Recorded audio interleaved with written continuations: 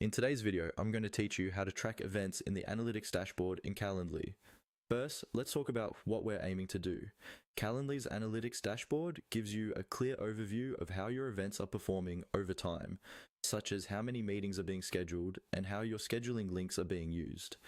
This is especially helpful if you rely on Calendly for client calls, sales meetings, or internal team bookings, and you want data to understand what's working and where you can improve. To get started, open your browser and log into your Calendly account. Once you're on your main Calendly home screen, look toward the navigation menu. Here, you'll find different sections for managing your events and settings. What you want to look for is the Analytics option. This is usually labeled Analytics or Insights, and it may appear in the main menu or under a reporting section, depending on your interface. Go ahead and click on Analytics.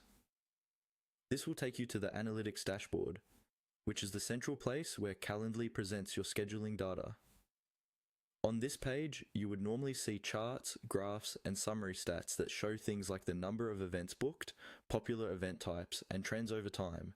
However, before you can fully use and benefit from this dashboard, Calendly may require that you upgrade your plan.